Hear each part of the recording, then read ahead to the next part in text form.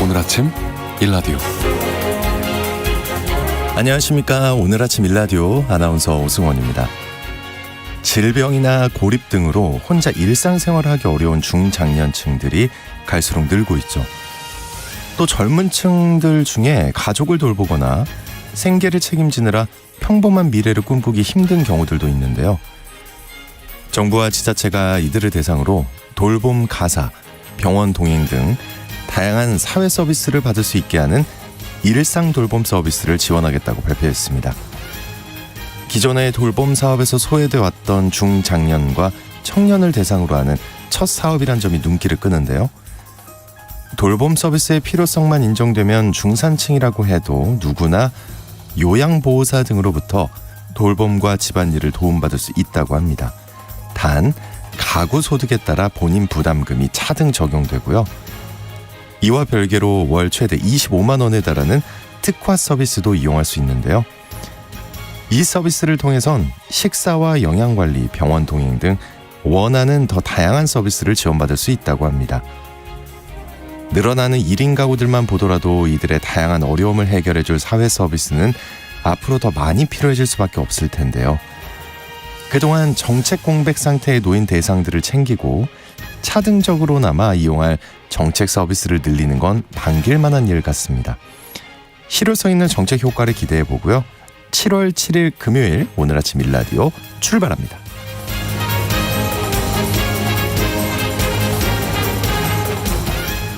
오늘 아침 일라디오 이 시간은 물론 KBS 일라디오의 모든 프로그램은 유튜브 KBS 일라디오 공식 채널이나 모바일 콩 어플리케이션을 통해 실시간으로 함께 하실 수 있습니다. KBS 일라디오 채널 구독과 좋아요, 댓글 많이 부탁드립니다.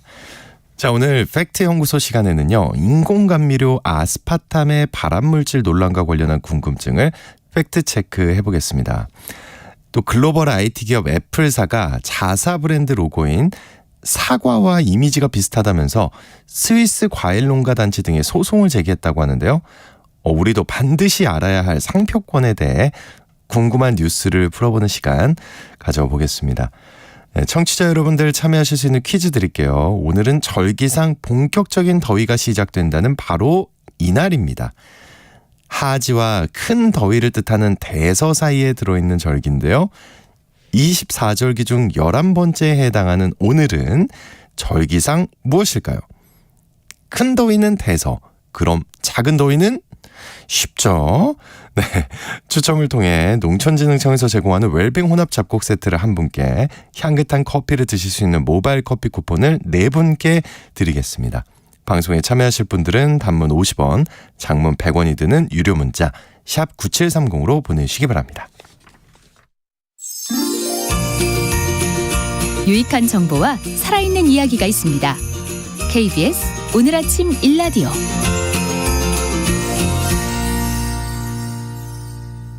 이 뉴스가 사실인지 혼란스러운 내용을 바로잡아보는 팩트연구소 시간입니다. 팩트체크 전문 미디어 뉴스톱의 선정수 기자님과 함께하겠습니다. 안녕하십니까? 네, 안녕하세요. 네, 오늘 팩트체크해 주실 내용이 요즘 논란이 많은 내용이네요. 네, 이번 주는 국제원자력기구 IAEA의 일본 후쿠시마 오염수 방류 계획에 대한 최종 보고서가 굉장히 이슈가 됐었잖아요. 네네. 근데 이것만큼이나 뜨거웠던 이슈가 또 하나 있었는데요. 바로 인공감미료 아스파탐이 발암물질로 지정될 거라는 보도였습니다. 거의 모든 매체들이 보도를 했는데요. 그리고 업계와 소비자들의 반응도 굉장히 뜨거웠습니다. 네, 맞습니다. 아스파탐 좀 친숙하면서도 낯설기도 한데요. 인공감미료, 그러니까 단맛을 내는 물질이라는 거잖아요. 네. 이게 어떤 건지, 그리고 어디에 쓰는지 설명 부탁드릴게요. 아스파탐은 1965년 미국의 한 제약회사의 화학자인 제임스 슐레터라는 사람이 위궤양 치료제를 개발하는 과정에서 발견한 물질입니다. 아미노산인 페닐알라닌과 아스파르 아스파트산을 메탄올을 촉매로 사용해서 합성했다고 하는데요. 이 슐레터 씨가 이 물질을 만들기 위한 실험을 하다가 우연히 종이를 넘기기 위해서 손가락에 침을 묻히던 중에 강력한 단맛을 느낀 것을 계기로 발견됐다. 이런 일화가 있습니다. 네. 설탕보다 200배 단맛을 내지만 1g당 열량은 설탕과 같은 4kcal이기 때문에 저칼로리 감미료로 각광을 받고 있습니다. 그러니까 극소량만 넣어도 단맛을 내기 때문에 설탕보다 원가 부담이 굉장히 적기도 합니다. 그러네요. 예. 1974년 미국 식품의약품안전청 FDA죠. 조건부 사용 허가를 내준 뒤에 1983년 대부분의 식품에 사용하도록 허가를 내줍니다. FDA 허가 이후 전 세계 90여 개국에서 사용 허가가 이뤄졌고요. 우리나라에서는 1985년 식품 첨가물로 사용이 허가됐습니다. 제가 제빵은 물론이고 중국산 김치의 80% 이상에 들어있다 이런 보고도 있고요. 그리고 의약품의 쓴맛을 감추기 위해 사용되기도 합니다. 굉장히 많은 분야에 쓰이고 있습니다. 야, 그러네요. 이렇게 많이 쓰이는 물질이면서 1980년대 이후로 40년 가까이 많은 나라에서 사용된 물질이란 말인데요. 그런데 이게 왜 갑자기 발암 물질 논란이 빚어진 겁니까? 어떻게 해요? 40년 동안 썼는데? 그렇죠. 네. 세계보건기구 WHO 산하 국제암연구소 IARC라고 부르는데요. 이 국제암연구소가 아스파탐의 잠재적 발암 효과를 평가했다 이렇게 발표했기 때문입니다. 유엔 식량농업기구와 WHO가 함께 꾸린 합동식품 첨가물 전문가위원회는 아스파탐에 대한 일일 섭취 허용량 및 시기 노출 평가 검토를 포함해 아스파탐에 대한 위험 평가 활동을 업데이트하겠다 이렇게 공지를 했는데요. 자세한 내용은 오는 14일 공개를 하겠다고 정했습니다.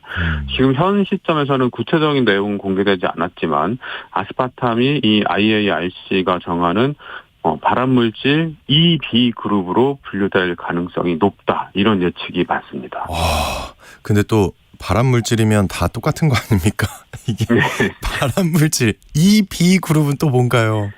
이 IARC는 특정 물질이 암을 일으킨다는 근거가 얼마나 확실한지에 따라서 물질을 4가지 부류로 나누는데요.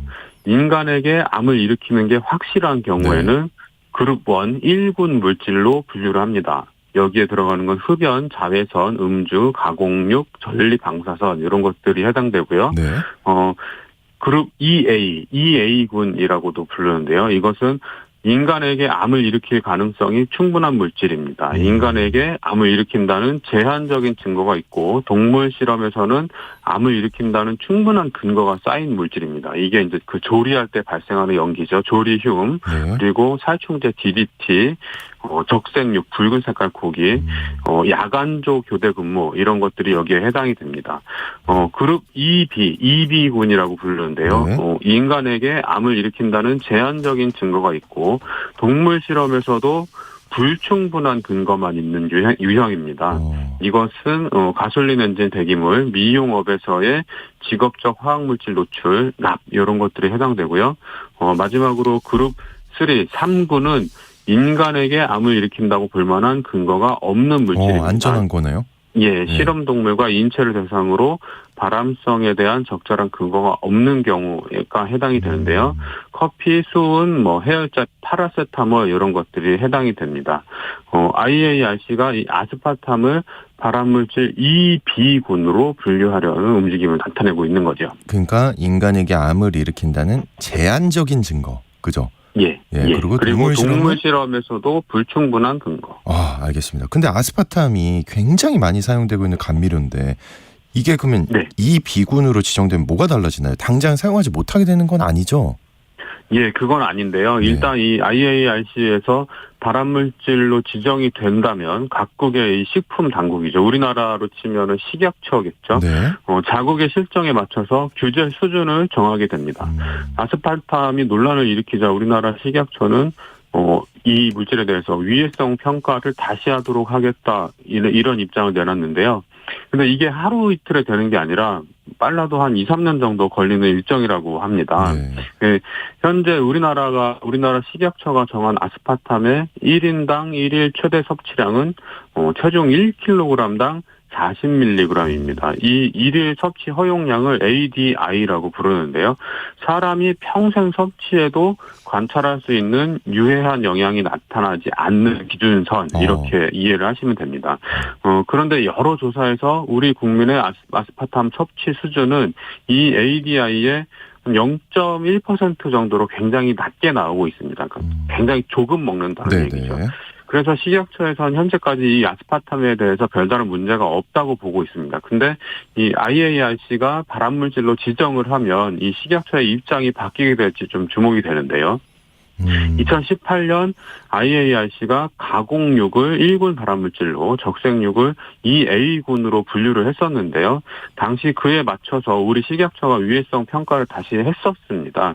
근데 결과적으로 섭취 기준을 조정하거나 하지는 않았는데요. 이유는 우리나라 국민들의 가공육과 적색육 섭취 수준이 우려할 정도가 아니다. 이런 이유에서였습니다. 네. 그런데 벌써부터 무아스파탐 마케팅이 등장했다고 들었습니다. 소비자와 기업들의 공포심이 좀 느껴지는 것 같아요. 네, 주류 중에 막걸리에 이 아스파탐을 사용하는 브랜드가 제법 있는데요. 이 역시나 이제 뭐 설탕보다 싸고 설탕과 비슷한 맛을 내니까 아스파탐을 사용하고 있는 건데요. 또 이제 무설탕 마케팅 하기에 좋고요. 근데 아스파탐이 논란이 되니까 막걸리 업계에서는 무아스파탐 막걸리가 등장하기 시작했습니다. 제과업계도 마찬가지인데요. 몇몇 업체들은 제품에 사용하던 아스파탐을 다른 원료로 대체하겠다 이렇게 선언한 상태고요. 최근 제로 열풍이 불었던 음료 업계에서도 일부 제품에 사용되고 있는 아스파탐의 대체 여부를 고심하는 그런 기업들이 나오고 있습니다. 식품 기업의 입장에서는 일단 논란이 되는 원료를 피하고 싶은 게 당연하겠죠. 네네. 그리고 소비자들도 논란이 있는 거 좀 피하고 싶고요. 네, 이해가 어느 정도는 되는 것 같은데 네. 그 현대인들은 단맛 중독이라고 할 정도로 굉장히 단맛에 길들여져 있잖아요. 네. 건강한 식생활을 위해서는 이 단맛을 어떻게 해야 될까요? WHO는 이 비당류 감미료는 영양적 가치가 없으며 건강을 개선하기 위해서는 어릴 때부터 식품의 단맛을 줄여가야 한다. 이렇게 강조를 합니다. 인공 감미료의 흐름이 건강한 단맛 이런 거잖아요. 그러니까 단맛은 즐기고 싶은데 열량은 섭취하기 싫은 심리 이런 걸 이용하는 건데요. 그래서 새로운 걸 만들어낸 거고요. 여태껏 잘 써왔지만 건강에 좋지 않다는 증거들이 이제 하나둘씩 쌓이고 있는 과정입니다. 당뇨 등의 이유로 당류 섭취를 제한해야 하는 분들은 어쩔 수 없이 인공 감미료를 선택해야 될 경우가 생깁니다. 근데 그렇지 않다면 굳이 인공 감미료를 선택할 이유는 없어 보입니다. 식생활을 건강하게 바꾸고 단맛 중독에서 벗어나는 것이 이 인공 감미료 안전성 이슈에서 벗어나는 가장 확실한 길이 될 것 같습니다. 단맛 나는 청량 음료 대신에 당류가 포함되지 않은 시원한 생수, 뭐 보리차 이런 걸 마셔보는 게 좋을 것 같고요. 설탕 대신에 인공 감미료가 들어간 아이스크림 이런 걸 찾는 것보다는 그냥 시원한 과일 한 조각 드시는 게 건강한 식생활의 지름길이 될 것 같습니다. 맞습니다. 또 아이스크림도 좀 많이 올랐다고만 뉴스가 나오던데 건강하게 먹도록 노력해야겠습니다. 오늘 팩트연구소 아스파탐의 발암물질로 지정 예고에 따른 파장 살펴봤고요. 그 의미 그리고 우리는 어떻게 대응해야 할지에 대해 생각하는 시간 가져봤습니다. 뉴스톱의 선정수 기자와 함께했습니다. 오늘 고맙습니다. 네, 고맙습니다.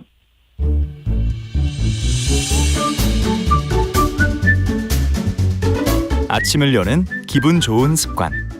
KBS 오늘 아침 1라디오.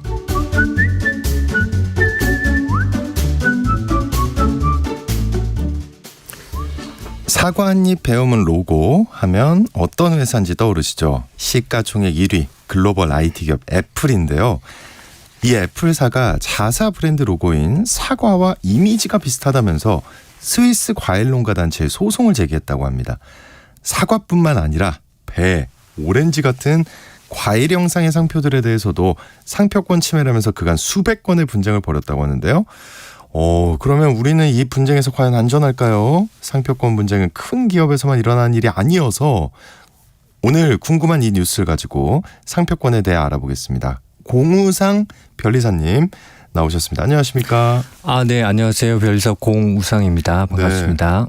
이름이 근데 굉장히 한번 어떤 의미인가요? 공우상. 제 이름이요. 제 이름이 이제 그 도우루의 서로상이라고요. 네. 그냥 뭐 아이돌 개념은 아니고 우상의 아이돌 개념은 아니고 서로 돕고 잘 살아라라고 이제 부모님이 지어주신. 야, 지금 이름에 딱 맞는 방송에 나오셨습니다. 감사합니다. 청취자 여러분과 우리가 함께 잘 살아보자고 하는 이 방송. 아, 도움이 됐으면 좋겠습니다. 아, 네. 예. 근데 일단 먼저 상표권이란 게 정확히 뭐고 언제부터 이런 상표 제도가 있었나요? 상표라는 게요. 조금 어려운 말로 말씀을 드리면 익명의 추상적 출처를 표시하는 거라고 하는데요. 네네. 좀 어렵죠. 쉽게 얘기하면 사람들이 어떤 그 제품이나 서비스를 이름이나 로고로 기억해요. 그렇죠? 그죠. 사람에게는 이름이 있고 회사에게는 상호가 있습니다. 네. 그리고 제품이나 어떤 서비스업을 대표하는 것은 상표죠. 그죠. 그래서 그게 이제 나이키나 애플, 삼성, 뭐 천안 호두과자, 청송사과 네. 이런 그 모든 이름이나 로고가 다 상표입니다. 여기 KBS 그리고 네. 오늘 아침 일라디오 그쵸. 이것도 다 상표입니다. 기본적으로 상표권은요. 그 특허청에 등록되면 이제 상표권이라는 게 발생하게 되거든요. 그 상표권이 발생하게 되면 이제 타인은 사용 못하고 상표권자만 독점적으로 사용할 수 있는 권한이 있습니다. 네. 우리나라 상표제도는 기본적으로 대한민국 정부 수립된 1949년에 처음 만들어졌고요. 세계적으로는 1857년 프랑스에서 이제 근대적 상표법이 만들어졌고 비교해 보면 서구 선진국 비해서 한 100년 정도 우리나라가 늦은 것으로 보입니다. 네, 그러네요. 네. 그 우리나라가 근데 상표 출원이 네. 세계에서 9번째로 많은 나라라면서요. 야, 네. 늦긴 했는데 굉장히 많이 내는 거 아닙니까? 이거 어떤 의미로 봐야 되나요? 네, 네. 혹시 제가 돌발 질문을 네, 한번 드려보면 좋아합니다. 네. 근데 더 당황하실 수 있어요, 답변은. 아, 그런가요? 네. 우리나라에 혹시 1년에 얼마나 많은 상표 출원이 있는지 예상이 되시나요? 우리 얼마나 상표 출원이 이루어지고 있을까요? 뭐예요? 어차피 대략적으로. 모르는 거니까 대략 그냥 1억 건 가겠습니다. 너무 갔어요? 네. 달나라까지 가셨고요. 아, 당황하셨네요. 네. 그 정도는 아니고 네. 한 대략 한 우리나라가 2020년 이래 지금까지 이제 꾸준히 상표 출원이 상승하고 있거든요. 출원 개수가. 네. 그래서 이제 한 25만 건 이상의 현재는 그런 상표 출원이 이루어지고 있고요. 1년에요. 네, 1년에 25만 건. 네. 상표라는 것이 기본적으로 이렇게 사업하시는 분들이요. 권리를 신청하는 거잖아요. 그렇다니 그런 걸 고려해 보면 세계에서 그 정도 시장 규모구나라고 이해할 수 있을 것 같습니다. 어떻게 보면 시장 규모가 커지면 거기에 뛰어드는 업체도 많이 늘어나잖아요. 뛰어드는 업체가 많이 늘어나면 그들이 이제 상표 출원을 하게 되니까 상표 출원이 증가하게 되는 거고요. 대략적으로 우리나라 GDP 순위가 한 10위 정도 되잖아요. 네. 거의 비슷하잖아요. 네. 전 세계적으로 보면 이제 중국이라는 나라가 제일 많이 하고 있고요. 거기는 이제 압도적으로 많이 하고 있고. 거기야 뭐. 예. 네, 미국, 유럽 등이 이제 같이 상위권에 있습니다.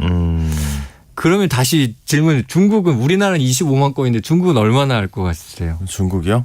네. 다시 1억 건 가도 될까요? 1억 건까지 정도는 아니고요. 아, 그래요? 기본적으로 네. 수백만 건입니다. 수백만 건. 한 900만 건 정도 900만. 많이 하면 900만 건. 보통 사람들 900만 건 들으면 되게 깜짝깜짝 놀라거든요.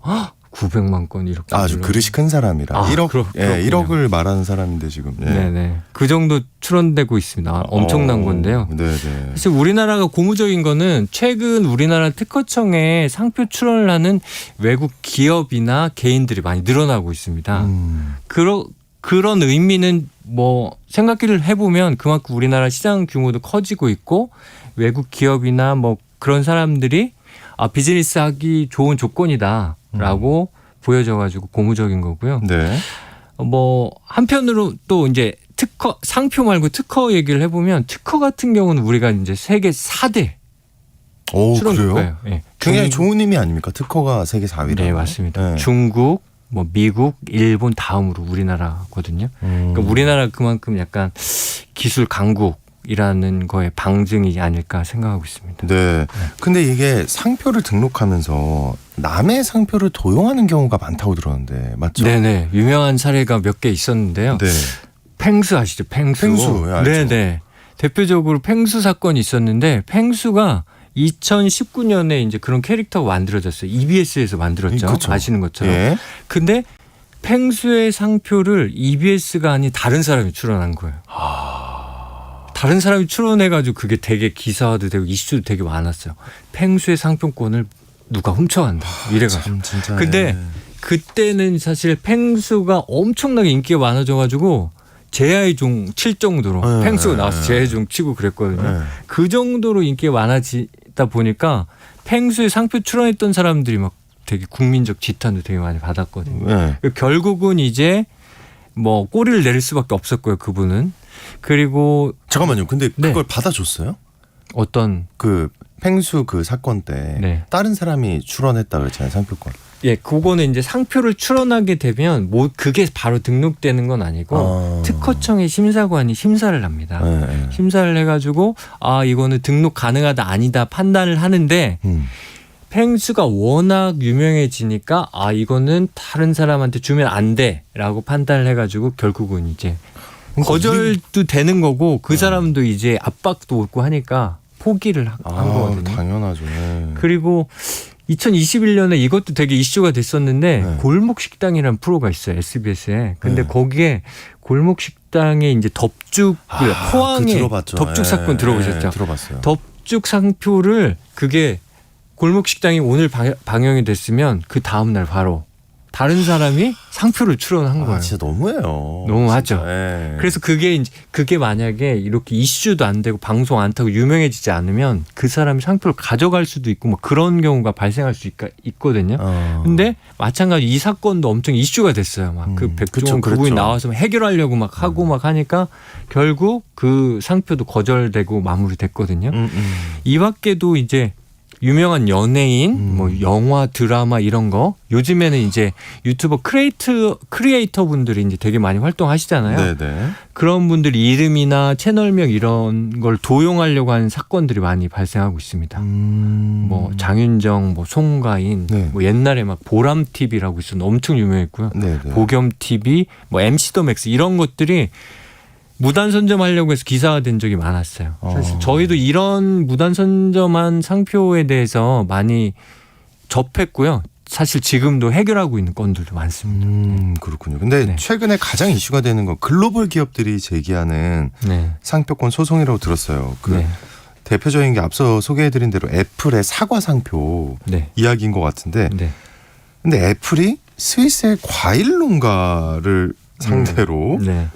농가 단체군요. 네네. 하나가 아니고 농가 네. 단체를 상대로 소송을 제기했다는데 이건 무슨 얘기인가요? 재밌는 사건이었죠. 사실 애플이요. 와, 상상도 스위스 못했는데요. 과일연합. 그러니까 네. 과일을 취급하잖아요. 과일에는 사과도 있을 거고 당연히. 네. 그런데 애플이 그 사과 로고를 사용하지 말라고 요청한 거예요. 이유는 우리 애플 로고와 비슷해. 그러니까 너네 쓰지 마 이런 거였거든요. 근데 FUS 그게 이제 스위스 과일연합인데요. FUS 로고를 잘 보시면 그 로고 그냥 사과가 있고 거기에 이제 십자가 모양의 그 스위스의 십자가. 네, 십자가 네. 표시가 되어 있거든요. 네. 애플처럼 이렇게 한입 베어문 그게 이제 특징이라 할 수 있는데 그것도 없습니다. 그건 아니에요. 약간 이거는 그 반창고 붙인 사과 느낌. 네네. 네. 근데 과일연합한테 사과 모양을 쓰지 말라고 하니까 뭐야 이 당사자도 되게 당황스럽긴 했을 것 같아요. 네. 근데 이제 결과적으로 한편은 제가 이 사건을 잘 생각해 보니까 막 이렇게 이슈가 되고 있잖아요. 지금 저도 이 방송에 나와서 스위스 과일연합에 대해 얘기하고 있고 그 MC님도 그거에 대해서 아마 처음 들어보셨을 처음 거예요. 들어봤어요. 그렇죠. 네, 이 로고도 처음 봤고요. 처음 그 사과는. 봤죠. 네. 결국은 사실 FUS는 이것 때문에 엄청 유명해지지 않았을까 이런 생각도 해요.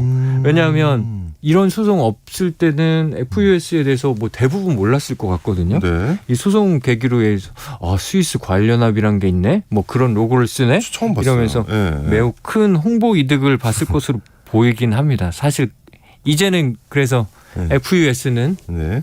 이 애플과의 분쟁에서 이기기만 하면 되겠죠. 지금 분쟁 중이에요. 네네. 결론은 안 났고. 네네 아직. 네. 그렇군요. 네. 근데 또 이 사과뿐만 아니라 네. 배나 오렌지 이런 네. 것들까지 그 전 세계 사과나 사과 비슷한 형상들한테 다 딴지를 걸고 있다면서요, 애플이. 네 맞습니다. 그 애플은 기본적으로 사과 모양 그 로고는 다 독점하고 싶은 욕망이 있는 것 같아요. 그래서 사과 모양 누가 상표를 출원한다. 그럼 막 이의 제기가 들어가고 막 그러는 거예요. 근데 사과 이외에도 이게 미국의 하나의 스타트업 중에 하나 프리페어라고 있어요. 그 페어는 이제 배를 의미하는 건데 배, 네. 과일 배죠. 네. 그게 애플 로고와 유사하다면서 이제 딴지를 건 거였어요. 야, 이건 진짜 아닌데. 이게 근데 네. 잘 아시겠지만 그 미국의 배는 또 한국 배랑 좀 달라요. 그래요? 잘 한국 몰라요. 배는 네. 그냥 동글동글 하잖아요. 예쁘죠. 동글동글한데 네. 미국의 배는 약간 그 조롱박 혹시 아시나요? 이게 알죠. 조롱박처럼 이렇게 둥그런 부분이 있고 길쭉하게 뽑아낸 그런 형상을 띠고 있어요. 그런 형상으로 상표를 출원한 거였거든요. 네, 그러니까 완전 다르게 생겼어요. 좀 다르게 생겼잖아요. 네. 그거에 대해 이의를 제기했어요.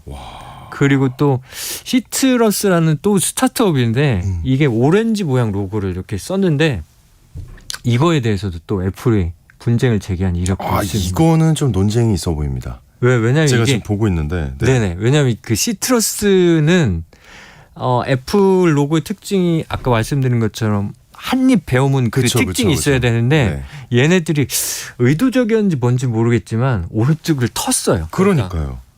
오렌지가 있는데 이거는- 오른쪽을 이렇게 텄어요. 네. 그러다 보니까 이거 좀 유사한 거 아닌가? 라고 했고 결국은 해당 기업에서는 상표를 포기를 했습니다. 질 것 같아서. 네. 근데 그런 이런 이슈가 있었죠. 근데 이런 소송을 하면 네. 애플이 승소할 가능성이 높은가요? 그러니까 기본적으로는요. 계속 말씀드리지만 애플이 로고의 특징은 한입 배우면 그 모양이 있어야 되거든요. 그래서 그 한입 배운 모양을 유사하게 따라하거나 뭐 비슷하게 만들거나 그런 케이스가 아니라면 사실 애플 자체가 승소할 가능성은 높지는 않고요.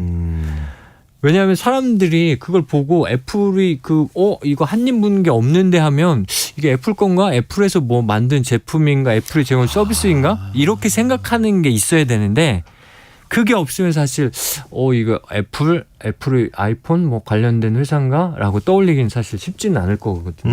네.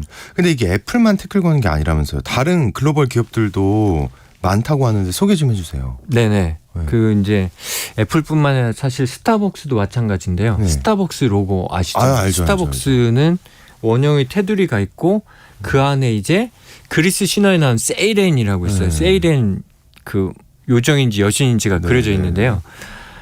스타벅스는 이렇게 원형 테두리 안에 있고 그 안에 어떤 형상만 있으면 다 소송을 제기하는 거예요. 뭐 분쟁을 제기하는 거예요. 그 안에 산이 있든 아이고. 뭐 막 전혀 다른 여신의 형상이 있든 간에 네. 적극적으로 분쟁을 제기한 이력이 있고요. 한국에서 실제로 다 발생했고 실제로 스타벅스 다 졌습니다. 그래요. 그리고- 좀 말이 안 되네요. 그리고 보톡스 혹시 아시나요? 보톡스? 네네네. 보톡스가 사실 사람들은 그냥 뭐 보통 명칭 기술적 이렇게 아시는데 그 주름 치료용 약제인 그 미국 회사의 상표입니다. 보톡스라는 게. 그래요? 네. 보톡스는 엘러간이라는 회사가 보유한 상표인데요.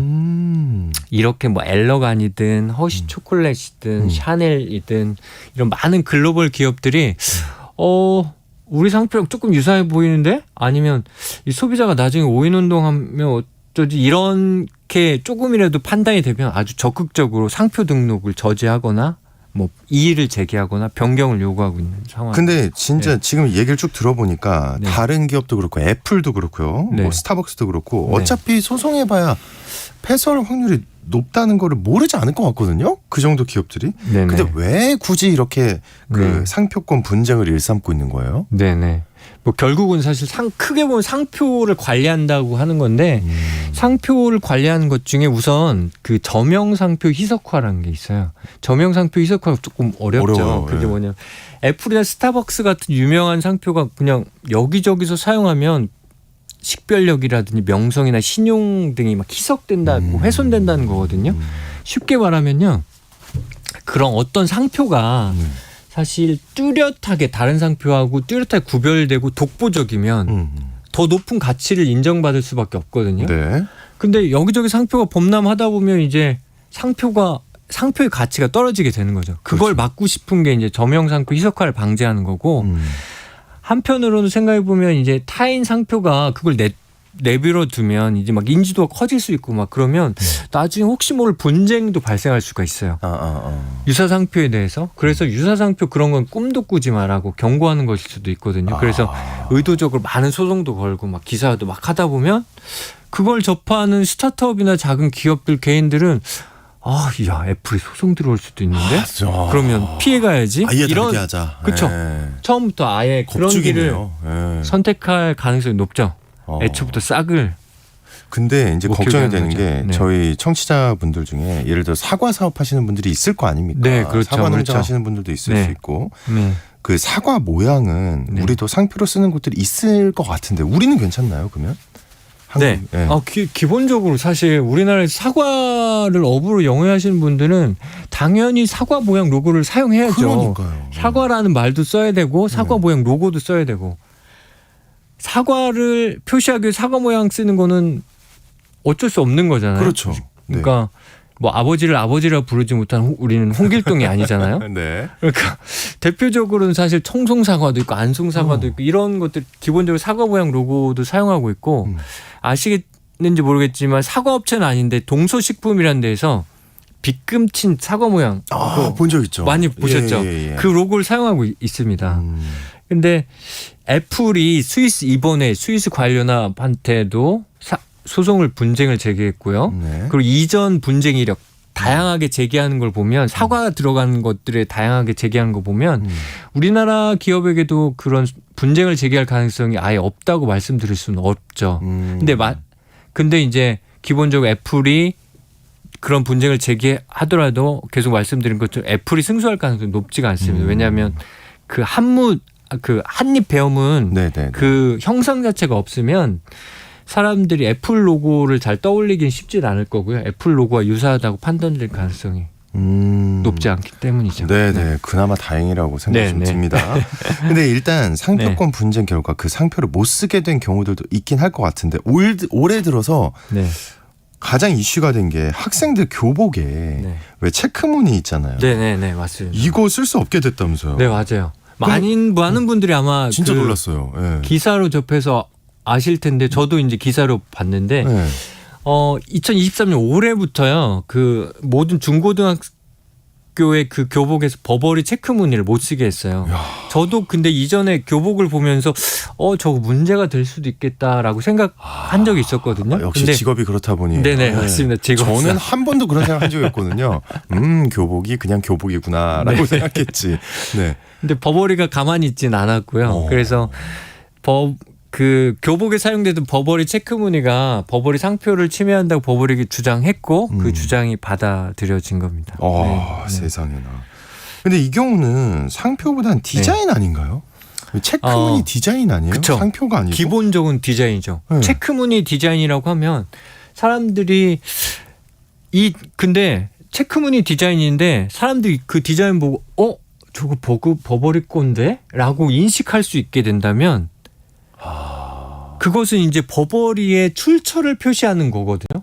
디자인을 보고 출처를 표시하게 되는 거니까 그게 바로 이제 상표로서 기능을 하게 되는 거예요. 그러니까 유명한 디자인들 뭐 루이비통 디자인, 구찌 디자인 뭐 딱 보면 저거 구찌 건데. 그러니까 구찌라고 안 써 있어도 디자인을 보면 알 수가 있잖아요. 네. 그런 게 이제 상표로서 기능하게 되는 거고요. 여기서 이제 기본적으로 그러면 왜 버버리는 뭐 디자인이 아니라 상표로 침해 소송을 제기했고 그게 받아들여질까 이런 의구심이 들 수도 있는데 그거는 존속 기간이라는 게 있어요. 그 뭐 지식재산권은 디자인이라는 거는 기본적으로 출원일로부터 20년 동안 존속하는 기간이 있는데 상표라는 거는 갱신이라는 걸 알 수가 있어요. 갱신을 통해 가지고 영구적으로 계속 가져갈 수 있거든요. 상표는 영구적이고 디자인은 20년. 그래서 버버리 체크 무늬도 상표로 등록해 놓으면 걔도 갱신을 통해서 영구적으로 가져갈 수 있고 그래서 디자인권이 소멸해도 상표는 계속 가져갈 수 있기 때문에. 그렇군요. 그러면은 오늘 아침 일라디오 이런 프로그램 이름도 상표권 등록을 할 수 있나요? 네, 당연히 이제 프로그램명도 방송업 등을 지정해 상표권 등록 가능하거든요. 바로 얼마 전에 그 TBS의 그 라디오 간판이었던 뉴스공장 있었잖아요. 그것도 상표 등록을 했고요.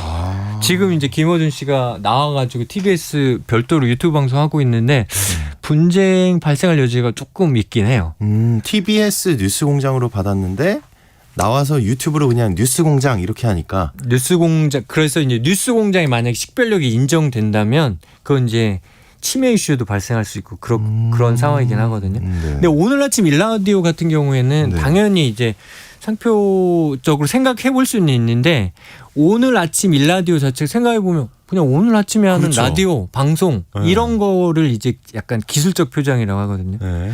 그래서 그런 경우에는 일단은 다른 사람도 그거 쓰게 해줘야지. 다른 사람도 아침 방송 하는 사람이 이거 쓰게 해줘 이런 의미거든요. 네, 사과 쓸 수 있게 하는 이런 것처럼. 그래서 원칙적으로는 안 되는데 이게 사용하면 할수록 사용 기간이 길어지고 뭐 시청률도 되게 높게 나오면 이게 사용에 의한 식별력 취득이라는 게 있어가지고요. 결국 등록도 가능하게 되거든요. 그래서 시청률이 되게 중요합니다. 여러분들이 많이 봐주셔야 되고요. 마음이 안 좋네요. 네. 그리고 광고 카피나 이런 것들은 네. 기본적으로 안 돼요. 근데 마찬가지로 광고 카피 보고 이거 어디 건데? 라고 할 수 있는 그 출처를 인식할 수 있는 기능이 있으면 아까 말씀드린 건 디자인도 그랬다고 했잖아요. 지금 떠오르는 게 나이키. 그렇죠. 나이키의 저스트 두잇이 등록됐죠. 그렇게, 등록됐어요. 네, 등록이 역시. 되었습니다. 그러면은 사업이나 장사하는 분들도 네. 지금 관심이 있으실 것 같은데 네. 반드시 상표권 등록이 필요한가요? 사업할 때 사실 상표권이라는 게 반드시 있어야 사용할 수 있고 그런 건 아니거든요. 사용을 위한 등록이 필수 조건은 아니에요. 근데 누군가의 상표를 침해할 가능성도 있어요. 그래서 가능하시면 이제 사업을 하신 게 상표권 등록을 챙기시고 아니면 등록된 상표가 타인 상표가 있나 확인하시는 것도 되게 중요하거든요. 등록 잠깐만요. 없이, 근데 그건 어떻게 확인해요? 그거는 이제 키프리스라고 있습니다. 키프리스라고 그 상표가 출원되거나 등록된 정보를 확인할 수 있는 곳이 있는데 거기 가서 확인하실 수가 있습니다. 무료입니까? 네, 무료입니다. 예. 특허정보원에 특허청이 산하의 특허정보원에 제공하는 그런 프로가 그 사이트가 있으니 그걸 이용하시면 되고요. 네. 등록 없이 사용하시다가 누가 상표권 침해인데 하면 이제 갑자기 브랜드를 바꾸거나 막 간판을 바꾸거나 이런 돈 경우. 들잖아요. 그렇게 하면. 네, 맞습니다. 미리미리 좀 이렇게 네네. 알아봐야겠네요. 이런 거가 있습니다. 네. 그러면 비즈니스나 생활 속에서 네. 그 보통 사람들이 또 네. 지역의 농사나 소상공인들이 네. 상표권을 침해하거나 침해를 당할 수 있는 일들 어떤 게 있고 좀 어떤 점을 주의하는 게 좋을까요? 기본적으로 사실 비즈니스를 하시는 분은요 상표권 분쟁에서 자유로울 수가 없습니다. 언제나 노출이 되어 있는 거고요. 네. 그게 과일 농사를 짓는 분이든 뭐 소상공이든 상표권 침해가 발생하지 않는 건 아니에요. 다만 그 액이 되게 작고 금액 자체가 작고 뭐 인기가 없어 잘 안 팔리고 그러면 크게 이슈도 안 되면 상표 침해 문제도 잘 안 묻거든요. 왜냐하면 청구해도 손해배상액도 얼마 나올 수가 없고 하니까 그냥 두는 건데 뭐 우리 뭐 딸기나 농산물 제품 이런 것들이 되게 전국적으로 잘 팔린다거나 아니면 어느 플랫폼 막 네이버 스토어, 네이버 이런 쿠팡 이런 플랫폼 같은 데 들어가시면 반드시 상표권을 챙기셔야 돼요. 왜냐하면 그런 데서 상표 침해 이슈가 있으면요. 플랫폼 자체에서 바로 판매 금지 조치를 내리거든요. 이슈만 있어도 뭐 침해 경고장이 들어와도 이거 잠깐 판매 금지 뭐 이런 식이 들어올 수가 있으니까 그런 거 유의하셔야 됩니다. 그러면은 사업을 하려고 생각을 하시는 분들이라면 네. 좀 전국 단위로 판매를 하려거나 네. 꼭 챙겨야겠네요. 이거 신경을 써서. 꼭 챙기시는 게 좋습니다. 알겠습니다. 오늘 상표권 관련한 최근에 궁금한 뉴스와 또 알아두면 좋을 정보에 대해 살펴봤습니다. 공우상 변리사님과 함께했습니다. 오늘 고맙습니다. 네, 감사합니다. 네, 오늘의 퀴즈 정답은 소서였습니다. 3922님 정답은 소서입니다. 우연히 라디오 듣고 참여합니다. 저를 뽑아주소서. 여러분 다들 힘내소서. 이렇게 보내주셨어요. 감사합니다. 웃음 이렇게 보내주셨고요. 7695님 소서입니다. 더우니까 물을 자주 먹게 되네요 하고 보내주셨고요. 2870님 아침에 달력을 봤습니다. 소서라고 하네요 라고 보내주셨고 여러분들이 또 정답을 보내주셨습니다. 중복 당첨 여부 확인 후에 홈페이지에 당첨자 올려놓겠고요. 주말 잘 보내시고 내일도 저희 방송 있다는 거 이선영 아나운서가 진행합니다. 잊지 마시고 저는 다음 주에 돌아오겠습니다. 안녕히 계세요.